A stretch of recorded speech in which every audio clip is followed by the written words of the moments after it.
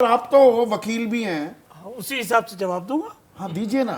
उसी हिसाब से जवाब किसी और व्यक्ति पर इस तरह के धार्मिक उन्माद फैलाना और लोगों की भावनाओं को भड़काना, ये आता है? ये आपकी समझ है, आपका ये जो मटेरियल है उसके हिसाब से जो समझ बनाई वो आप एक्सप्लेन कर रहे हैं।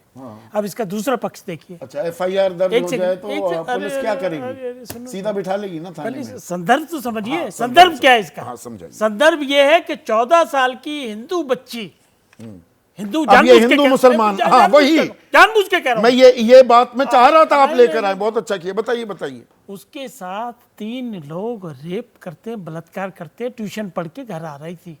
संदर्भ वो है। अच्छा, दूसरा संदर्भ क्या है? एक होता है इनकल्पेटरी स्टेटमेंट, एक होता है एक्सकल्पेटरी स्टेटमेंट। मतलब किसी वाक्य का बानो मुसलमान थी तो कोई फर्क नहीं पड़ता, उसको उसके जी, बलात्कारी, संदीप उसके जी। हत्यारे फूल मालाओं से वंदे मातरम के नारों के साथ ढोल नगाड़े पीटते हुए उनको मिठाई खिलाई जाएंगी। पेरिस ओलंपिक से गोल्ड मेडल जीत कर लाए हैं वो। बीजेपी का आज की डेट में सुप्रीम जो लीडर है वो है नरेंद्र मोदी। उनका बड़ा क्लियर डिक्लेरेशन है, सबका साथ, सबका प्रयास, सबका विश्वास। और ये वही नरेंद्र मोदी हैं जिन्होंने साध्वी प्रज्ञा के मामले में उनको टिकट नहीं दी। ये वही नरेंद्र मोदी है जिसने ब्रिजभूषण को टिकट नहीं दी, ना रमेश बुजुर्ग को टिकट दी। देखिए, आप लॉ एंड ऑर्डर किसका सब्जेक्ट? अभी मैं बहुत कुछ और गिनवा सकता हूं और किन-किन को दे दी। बोलने दो, थोड़ा सा बोलने तो दो। लॉ एंड ऑर्डर किसका सब्जेक्ट है? स्टेट का सब्जेक्ट है। एक सेकंड, चीफ मिनिस्टर कौन है? वहां का मुखिया है। क्या हो रहा है वहां उसको ज्यादा मालूम है। अच्छा, तो ममता बनर्जी को ज्यादा मालूम है पश्चिम बंगाल में क्या हो रहा है। ममता जी में बाद में आऊंगा, पहले यहाँ का तो बात कर लें। ममता जी में भी आता हूं। अलग हम ये कह रहे हैं कि वो अलग मुवक्किल हैं, ये अलग मुवक्किल नहीं, संदर्भ क्या है? संदर्भ का सवाल है। सवाल संदर्भ का है।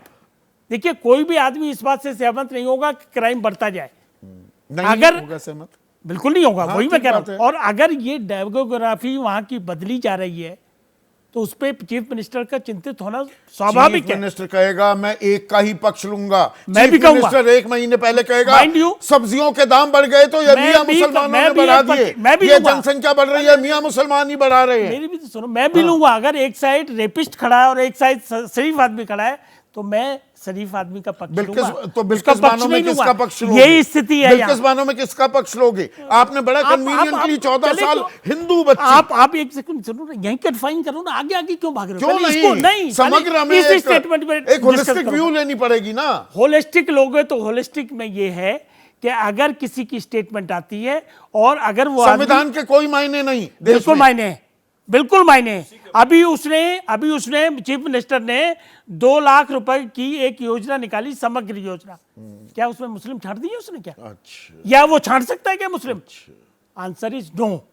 देखिए, मुसलमानों को खड़ा ही नहीं करना, वो वोट नहीं देते तो इनसे वोट ही नहीं मांगना। ये बहुत ज्यादा हो जाएगा। प्लीज, ये आपकी भी जिम्मेवारी है कि चीजों को सही संदर्भ में रखा जाए। सही संदर्भ में रखा नहीं जाए। नहीं।